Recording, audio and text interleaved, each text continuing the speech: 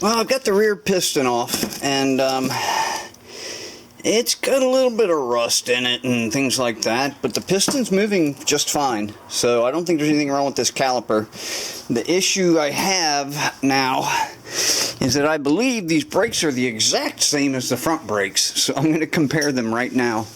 Where did I put those other front brakes? Here. Yeah. So if these are the same, I think what I'm going to do is take the new brake pads that I put on the front and put them on the back, because it's much harder to get the back off than it is the front. So if these all match up, which it looks like they do, yeah, they're exactly the same. Yeah, so I'm going to put these back on the front and put the brand new ones on the back. Again, these could probably just be sanded down, but I'm going to clean up the rear disc and put the new pads on the back, put these back on the front, and then order a new set to put on the front. And again, the only reason is front's much easier to take apart than the back. So I still haven't figured out why the back brake isn't working. Like I said, the piston's moving fine, so that's not an issue. I have not tested this line yet, but I see brake fluid coming out of it, so it may be okay, which would leave us just the master cylinder down there. So as you can see, I've got the whole back part apart right now, and of course I'm going to clean that up. I'll probably take a wire brush to it first or something, and then maybe some 1000 grit sandpaper or something to that effect, and just clean it, because it's, I mean, I don't feel any grooves in it or anything, so it's nice and flat. It just needs to get that rust off there. So yeah, I'm not going to replace that or the sprocket. The sprocket looks good. The chain looks okay. I'm just going to give it an okay. It's got rust on it, so it will need replaced. And when I replace the chain, I'll go ahead and just replace both sprockets at the same time. That way everything's new. I did the exact same thing on this CM450. It needed a new chain, so I went ahead and did both sprockets at the same time. So anyway, and yeah, you know, lots of rust to deal with, but I want to get this thing moving and stopping well before I start addressing any of the cosmetic issues. So yeah, that's where I'm at now. Just wanted to give you a quick update. Rear brake's off. I believe the piston's good. Gonna swap in the new pads back here so I don't have to take this all back apart again. And now I'm gonna pull that master cylinder out. It's right down in there. It doesn't look too difficult, but we'll see. I need to get that out of there and test it somehow and find out if it's actually working. So yeah, that's it. That's where I'm at. Alright, I was just about to pull that master cylinder off, and I decided, instead of pulling it off, I figured, you know what, I'm just going to try it. And you can kind of see my results down in there. So the brake pedal earlier would not move whatsoever. So I thought, well, there's something locked up in that master cylinder. So I just decided to just slam it. And something broke loose, and now I've got brake fluid coming out. So I think it was just seized up a little bit, and now I'm getting good pressure, it looks like. And I think I'll just clean this up. Like I said, the piston moved in the caliper. I think the pedal itself was just stuck. I've you know, pretty much coated this entire thing with that Deep Creep and PB Blaster. The Deep Creep seems to work better. Just my opinion. You know, your results may vary, but I'm really liking the Deep Creep. So yeah, rear brake seems to work. So I'm going to put this all back together, and I believe I'll have a rear brake. I'm going to clean up the rotor, of course, but yeah, I think I'm good. I'll put it all back together, and I'll let you know. We're working on the rear brake, trying to get it going, and I found out that my reservoir was not feeding fluid. So I took it apart, and you can see it's just crud everywhere. That rubber seal seems to be good, but man, look at it. No, it's probably not. I don't know. But I took and blew air up through it and it popped and finally was able to go, so I figured I'd take it apart and clean it since I'm already doing it. But yeah, so this is going to need fixed and sealed up, and then we should be good to go. And hopefully I'll have rear brakes tonight. Okay, we are good. We now have rear brakes. Really, there were two main issues that were stopping the brakes from working. The pedal itself was seized up. So, I don't know if just rust or what down in there, but I took the reservoir off, popped this line here, and I was getting no spitting, right? So I just jammed down on this real hard, and it popped and spit a bunch of fluid out. You can see it all over the back tire back there. So yeah, I got that going. So then the pedal started working, but I still wasn't getting fluid to the master cylinder. And I was worried that the master cylinder was bad and I was going to have to buy a new one. So I decided to just check out the reservoir up here just to be safe. And this is it right here. Actually, that's just the top of it. So I pulled this bolt out, pulled this hose off, and popped this out, and took it apart. And the inside the metal part here, everything was clogged up, like completely clogged with like it looked like tar sap. So I'm assuming that's dried brake fluid. So I cleaned all that out.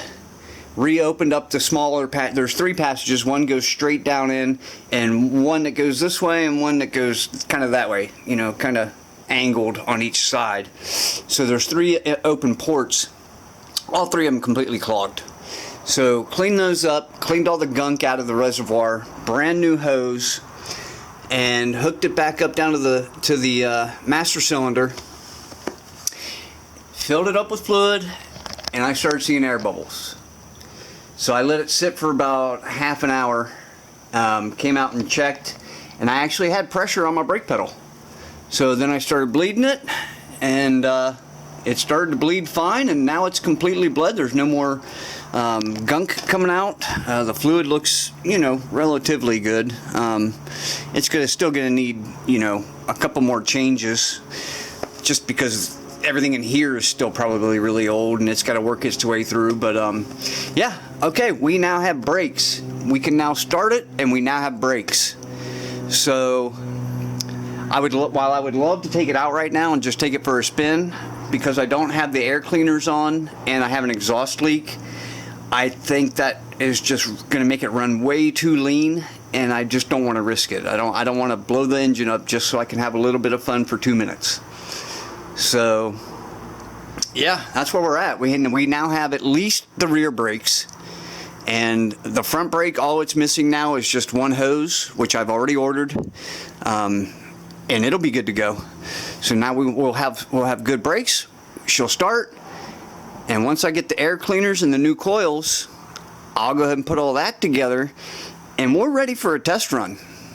Yeah, that's where we're at. We're ready for a test run. This is coming along a lot quicker than I thought it would. I'll tell you that much. But yeah, everything's running smoothly so far. Yeah, I got a grinder on there to hold weight on the front because I was working on the back tire and I want to be able to spin the back tire with my hand. It favors the back. When it's on the center stand, it favors the back and wants to lean on the back tire. So I just put a little bit of weight up here just to kind of hold it down. But yeah, there we go. I mean, I do believe that there's a relay under here for the turn signals. I believe it's bad because the turn signals, they just, you know, it doesn't have running lights at all on the front, but the turn signals just come on and stay on. You kind of see the back there too, which tells me that relay is probably stuck open or something. So I'll just go ahead and buy an electronic one for it. They're cheap. They're like $7-8, and they work good, and you can actually adjust the speed of your blinking. So yeah, there it is. There's the for the longest time I couldn't figure out why the headlight wasn't working, and then I realized there's a button up here that says pilot and head means headlight. But then on the other end you've got high beam and low beam on this side. So yeah, I didn't know that. Silly me. But anyway, yeah, we're good. We now have the engine running. We now have a rear brake at a minimum. We've got a good new battery, one that actually fits the bike now. So all that's left is to technically to take it for a test drive, just to make sure the gears are all working. All I technically need are I don't need anything. I could do it right now.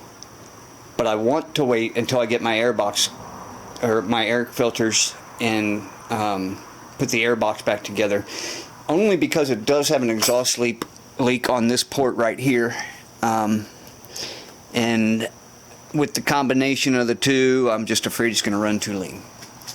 So I'm not going to push it. I'm not going to risk it. The bike's been sitting for many, many years. Turn the key back off. Bike's been sitting for many, many years. So I'm just, I don't want to push it any more than I have to.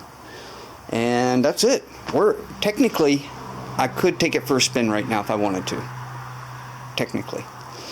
But I'm not going to. I'm going to wait. So yeah, super, super happy. I'm glad I got at least one brake line working. The rear. The front, if it wasn't for that hose, it would be working also. There's nothing else wrong with it.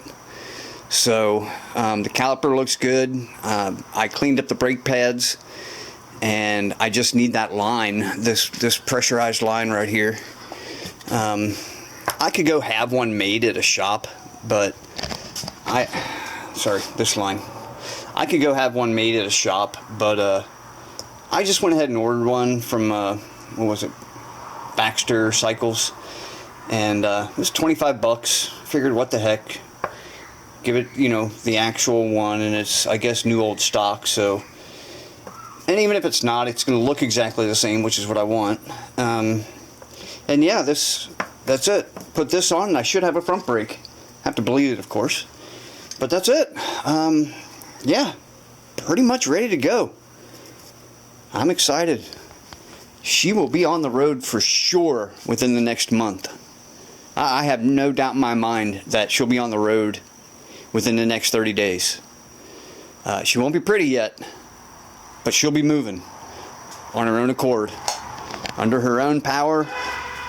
She'll be stopping under her own brake power, and she'll be hopefully shifting through her own gears. I don't even know how many gears this has. I should check that out. Does it tell me? No, sometimes they have them on here, but no, I'm assuming it's probably a 5-speed, maybe a 4, but let's see, 79, it could be a 5-speed, so it's probably 1 down and 4 up, my guess.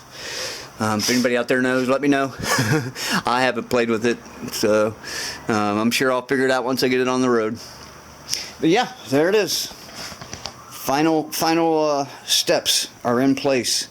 That hose, that front brake hose I was talking about, it goes right here. So it sits up inside of this like that and mates up to that, which if you notice right there is the pressure switch for to turn the brake light on when you pull the front lever. That's what hits the brake light. So this goes here and then down to the brake caliper down there. Actually it goes into this and then into the brake caliper, but still. I checked this out, it's hot. Yeah, nothing stuck in it, it's good to go. Caliper looked good, it moved on its own. I don't see any issue with it. So I think that's it. Get this hose and I should have front brakes too. Alright, made this video long enough. I think I'm going to go ahead and stop there. And I'll catch back up to you. There's not much else I can do except some cleanup. But I'll go ahead and stop here, and when I decide to do something else, I'll let you know.